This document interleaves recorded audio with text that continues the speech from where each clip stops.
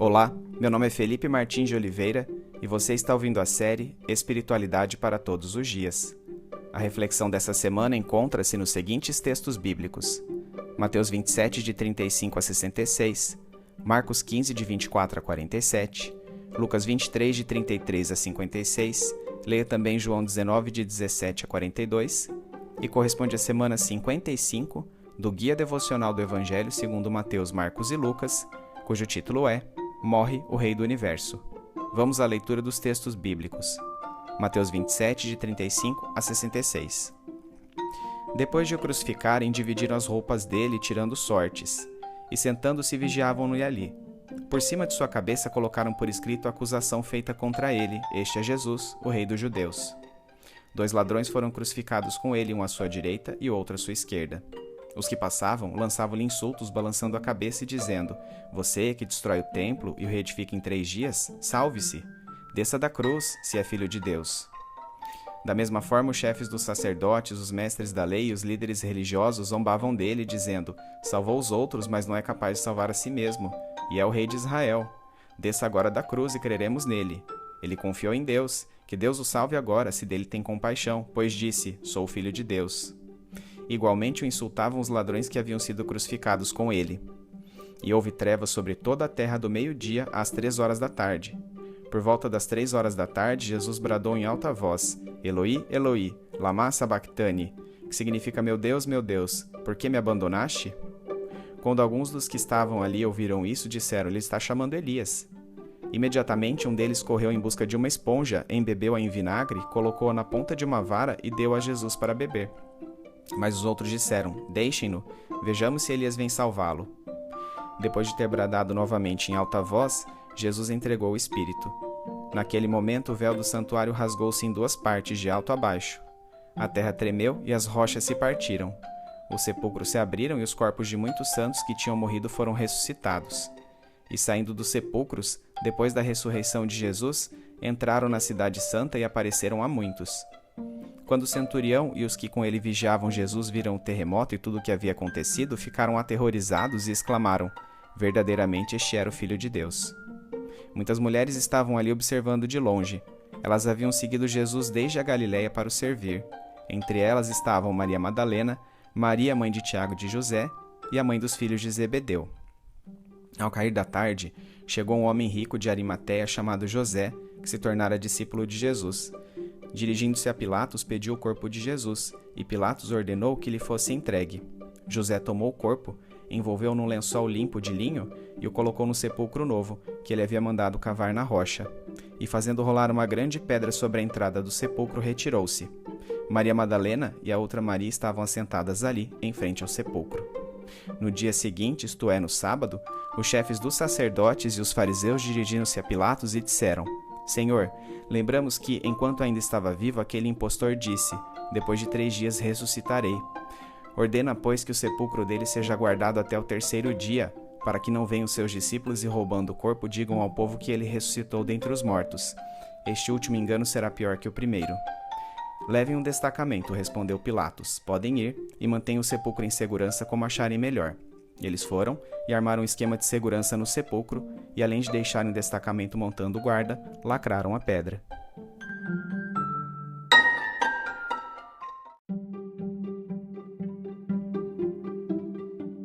Marcos 15, de 24 a 47. E o crucificaram. Dividindo as roupas dele, tiraram sortes para saber com que cada um iria ficar. Eram 9 horas da manhã quando o crucificaram. E assim estava escrito na acusação contra ele: o Rei dos Judeus. Com ele crucificaram 2 ladrões, um à sua direita e outro à sua esquerda, e cumpriu-se a escritura que diz: Ele foi contado entre os transgressores. Os que passavam lançavam-lhe insultos, balançando a cabeça e dizendo: Ora, você que destrói o templo e o reedifica em 3 dias, desça da cruz e salve-se a si mesmo. Da mesma forma, os chefes dos sacerdotes e os mestres da lei zombavam dele entre si, dizendo: Salvou os outros, mas não é capaz de salvar a si mesmo. O Cristo, Rei de Israel. Desça da cruz para que o vejamos e creiamos. Os que foram crucificados com ele também o insultavam. E houve trevas sobre toda a terra do meio-dia às 3 horas da tarde. Por volta das 3 horas da tarde, Jesus bradou em alta voz: Eloi, Eloi, lama sabachthani, o que significa: meu Deus, por que me abandonaste? Quando alguns dos que estavam presentes ouviram isso, disseram: ouçam, ele está chamando Elias.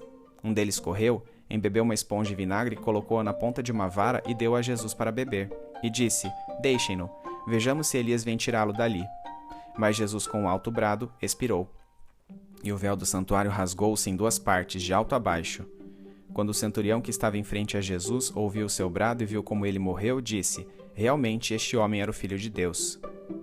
Algumas mulheres estavam observando de longe. Entre elas estavam Maria Madalena, Salomé e Maria, mãe de Tiago, mais jovem, e de José. Na Galiléia, elas tinham seguido e servido a Jesus. Muitas outras mulheres que tinham subido com eles para Jerusalém também estavam ali. Era o dia da preparação, isto é, a véspera do sábado. José de Arimateia, membro de destaque do Sinédrio, que também esperava o reino de Deus, dirigiu-se corajosamente a Pilatos e pediu o corpo de Jesus. Pilatos ficou surpreso ao ouvir que ele já tinha morrido. Chamando o centurião, perguntou-lhe se Jesus já tinha morrido. Sendo informado pelo centurião, entregou o corpo a José. Então José comprou um lençol de linho, baixou o corpo da cruz, envolveu no lençol e o colocou no sepulcro cavado na rocha. Depois, fez rolar uma pedra sobre a entrada do sepulcro. Maria Madalena e Maria, mãe de José, viram onde ele fora colocado. Lucas 23, de 33 a 56. Quando chegaram ao lugar chamado Caveira, ali o crucificaram com os criminosos, um à sua direita e outro à sua esquerda. Jesus disse: Pai, perdoa-lhes, pois não sabem o que estão fazendo. Então eles dividiram as roupas dele, tirando sortes. O povo ficou observando e as autoridades o ridicularizavam. Salvou os outros, diziam. Salve-se a si mesmo, se é o Cristo de Deus, o escolhido. Os soldados, aproximando-se, também zombavam dele. Oferecendo-lhe vinagre, diziam: se você é rei dos judeus, salve a si mesmo. Havia uma inscrição acima dele que dizia: este é o rei dos judeus. Um dos criminosos que ali estavam dependurados lançava-lhe insultos: você não é o Cristo? Salve-se a si mesmo e a nós. Mas o outro criminoso o repreendeu, dizendo: você não teme a Deus, nem estando sob a mesma sentença? Nós estamos sendo punidos com justiça, porque estamos recebendo o que os nossos atos merecem, mas este homem não cometeu nenhum mal. Então ele disse: Jesus, lembra-te de mim quando entrares no teu reino. Jesus lhe respondeu: eu lhe garanto, hoje você estará comigo no paraíso. Já era quase meio-dia e trevas cobriram toda a terra até as 3 horas da tarde. O sol deixara de brilhar, e o véu do santuário rasgou-se ao meio. Jesus bradou em alta voz: Pai, nas tuas mãos entrego o meu espírito. Tendo dito isso, expirou. O centurião, vendo o que havia acontecido, louvou a Deus, dizendo: certamente este homem era justo. E todo o povo se havia juntado para presenciar o que estava acontecendo. Ao ver isso, começou a bater no peito e afastar-se. Mas todos os que o conheciam, inclusive as mulheres que o haviam seguido desde a Galiléia, ficaram de longe, observando essas coisas. Havia um homem chamado José, membro do conselho, homem bom e justo, que não tinha consentido na decisão e no procedimento dos outros. Ele era da cidade de Arimateia, na Judéia, e esperava o reino de Deus. Dirigindo-se a Pilatos, pediu o corpo de Jesus. Então desceu, envolveu no lençol de linho e o colocou no sepulcro cavado na rocha, no qual ninguém ainda fora colocado. Era o dia da preparação e estava para começar o sábado.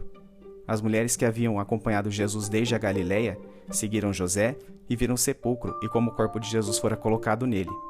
Em seguida foram para casa e prepararam perfumes e especiarias aromáticas e descansaram no sábado em obediência ao mandamento.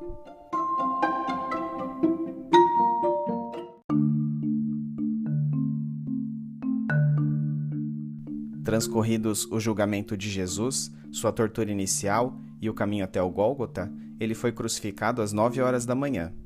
Em sua obra A Crucificação de Cristo, descrita por um cirurgião, Pierre Barbet aponta que Jesus teve os seus pés cravados na cruz, um sobre o outro, e para isto foi utilizado um só prego ou cravo. Suas mãos foram pregadas nas dobras de flexão dos punhos e não nas palmas.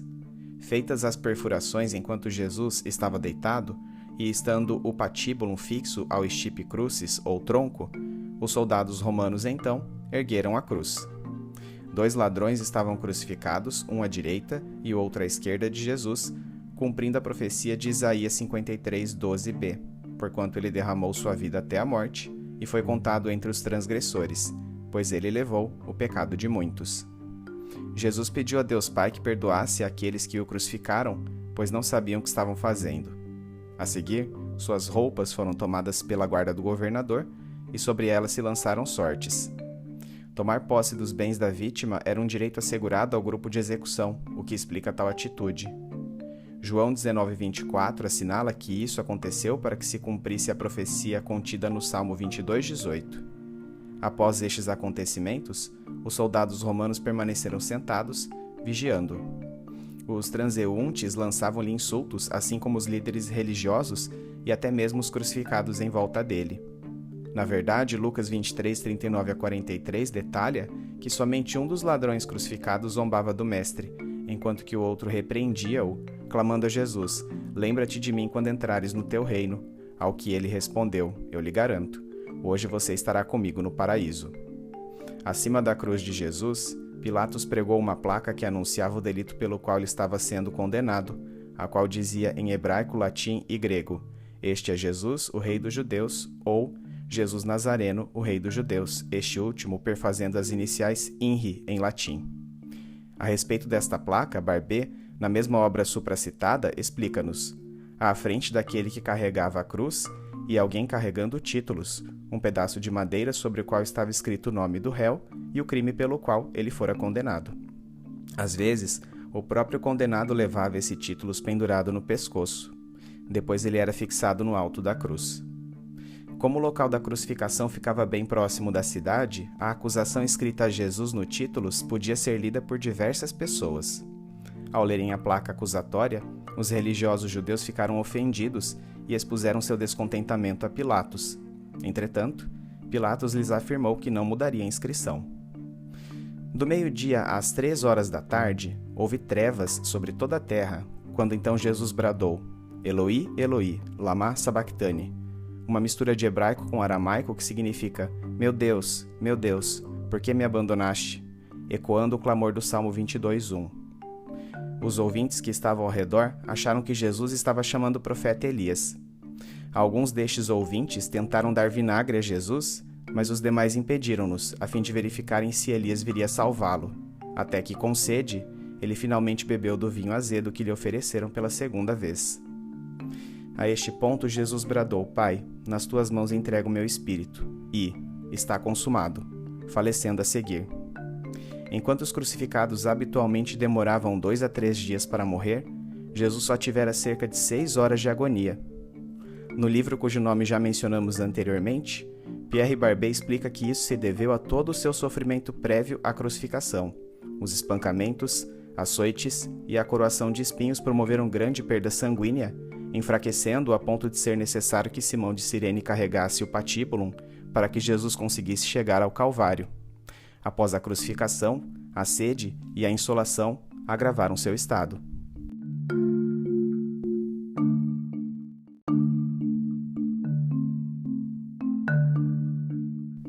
Depois que Jesus entregou seu espírito, os seguintes acontecimentos transcorreram-se. O véu do templo rasgou-se em 2 partes, de alto a baixo. Este véu era uma pesada cortina que fazia separação entre o lugar santo e o lugar santíssimo do templo de Jerusalém. E um terremoto ocorreu e sepulcros foram abertos, havendo a ressurreição de diversos santos que tinham morrido, os quais apareceram a muitos em Jerusalém. O centurião e os demais soldados que vigiavam a cruz de Jesus ficaram aterrorizados diante deste terremoto e então exclamaram: "Verdadeiramente este era o Filho de Deus." Algumas mulheres que seguiam Jesus desde a Galileia estavam observando a cena de longe, a saber, Maria Madalena, Maria, mãe de Tiago e José e mulher de Clopas, Salomé, a esposa de Zebedeu, mãe de Tiago e João, e sua mãe, além de outras provenientes de Jerusalém. Como os judeus eram proibidos de executar qualquer trabalho aos sábados, inclusive sepultamentos, os religiosos pediram a Pilatos que apressasse a morte dos condenados, quebrando-lhes as pernas. Ao perceberem que Jesus já estava morto, os guardas pouparam-lhe deste crurifragium, o que rapidamente vai levar os 2 ladrões à morte, precipitando-os na tetania e asfixia, Barbé assinala. De fato, foram fraturadas as pernas dos indivíduos que haviam sido crucificados à direita e à esquerda de Jesus, mas como ele já estava morto, este procedimento não lhe foi aplicado, cumprindo-se assim profeticamente o que está escrito em Êxodo 12:46, nenhum de seus ossos será quebrado. Como aquele era o dia da preparação para a Páscoa, isto é, sexta-feira, ao cair da tarde, José de Arimateia, rico membro do Sinédrio que se tornara discípulo de Jesus, juntamente com Nicodemos, pediu seu corpo a Pilatos. Surpreso por Jesus já ter morrido, o governador foi primeiramente checar com o centurião se ele realizara todos os procedimentos para testar sua morte. Barbier explica que quando alguém pedia o cadáver, o carrasco devia antes de tudo ferir o coração do crucificado. Este golpe no coração, dado pelo lado direito do peito, era conhecido como infalivelmente mortal pelos soldados dos exércitos romanos. Proporcionava, pois, certeza sobre a morte real do condenado, ou, se fosse o caso, a provocaria.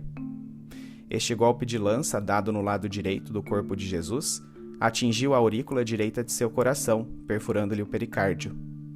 A lança que feriu Jesus deve ter escorregado sobre a sexta costela e perfurado o quinto espaço intercostal, penetrando com profundidade ali. A água que adveio desta perfuração do lado direito de Jesus era líquido pericárdico. Ao ser erguido na cruz, Jesus estava sofrendo as consequências de uma pericardite serosa traumática. Essa pericardite fora provocada pelos golpes, pauladas e, sobretudo, pelo açoitamento atroz sofrido no tórax quando ele estava no pretório de Pilatos. Isso justifica a saída de sangue e água observada por João com a perfuração pela lança. Constatando que Jesus de fato já havia falecido, Pilatos autorizou a entrega do corpo a José de Arimateia, que o envolveu num lençol limpo de linho e colocou-o num sepulcro novo, fazendo rolar uma grande pedra para fechá-lo. Maria Madalena e a outra Maria, esposa de Clopas, viram onde o corpo fora colocado e assentaram-se à frente do sepulcro. Depois, foram para casa preparar especiarias para o cuidado do corpo, que ocorreria depois do descanso sabático, muito embora um embalsamamento rudimentar já tivesse sido feito às pressas. No dia seguinte, que era sábado, os religiosos judeus dirigiram-se a Pilatos para pedir vigilância do túmulo de Jesus por pelo menos 3 dias, a fim de evitar um eventual furto do corpo por seus discípulos. O governador autorizou que um destacamento ali montasse guarda, e os judeus esquematizaram uma maneira de executar tal vigilância.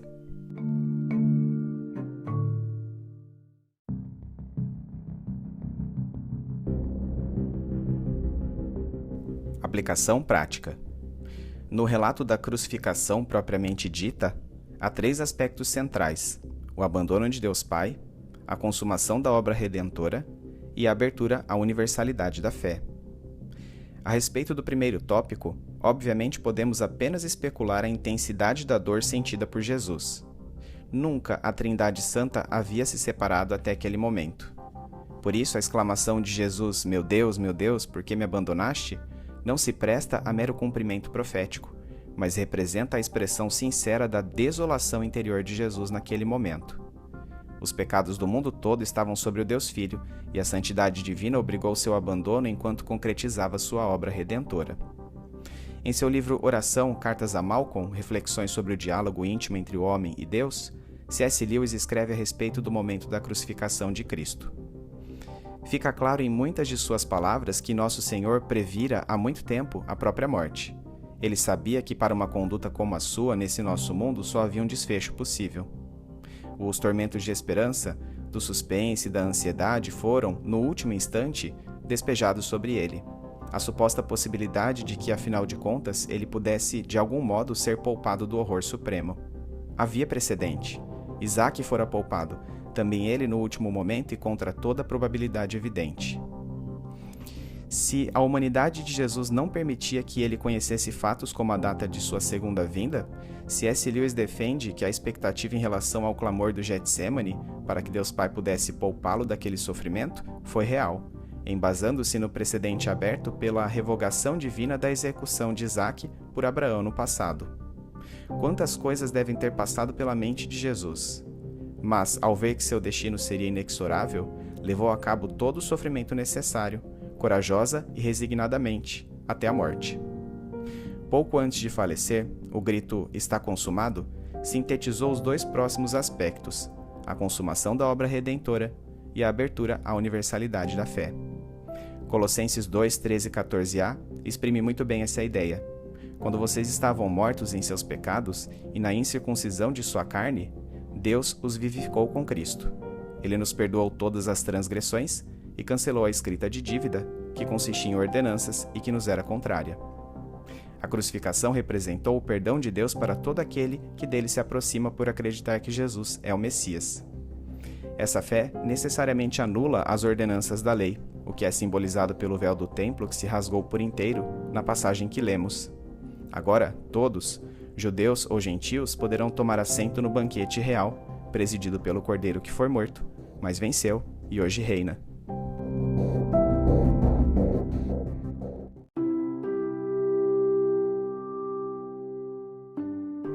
Trazendo da mente para o coração. Senhor, não compreendo porque o ser humano foi criado. Se o Senhor sabia que Jesus teria que passar por todo o sofrimento que experimentou para que o homem pudesse novamente aproximar-se da Trindade Santa, então por que não deixar de criar este mundo? Quero dizer, há regozijo infinito na comunhão entre as três pessoas dessa Trindade. O homem não lhe era necessário, pois nada lhe falta. Por outro lado, por que não criar o ser humano com a capacidade de escolher apenas o bem? Assim o pecado não teria existido e nós ainda estaríamos no Éden. Chego à beira da loucura ao empreender tais filosofias, como já fiz por variadas vezes ao longo de minha vida, e elas parecem andar em círculos até recaírem no mesmo ponto: sua soberania.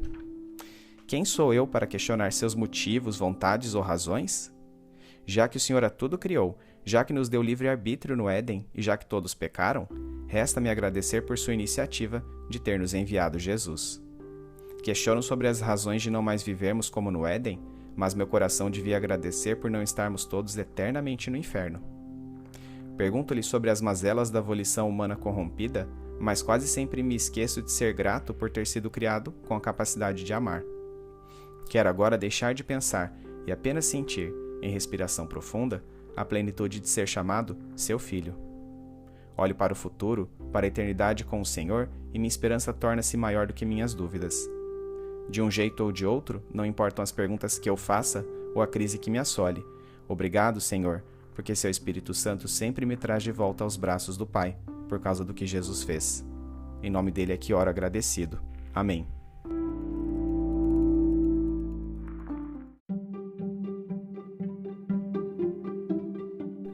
Medite mais sobre este texto ao longo da semana. Domingo, leia os textos de Mateus 27, 35 a 66, Marcos 15, 24 a 47 e Lucas 23, 33 a 56, bem como os comentários sobre eles.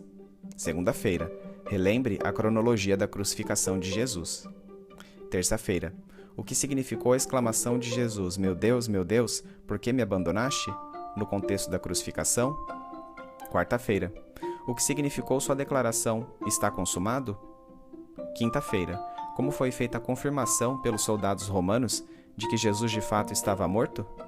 Sexta-feira, o que significa a passagem de Colossenses 2, 13 e 14a no que concerne à consumação da obra redentora de Jesus e a abertura à universalidade da fé?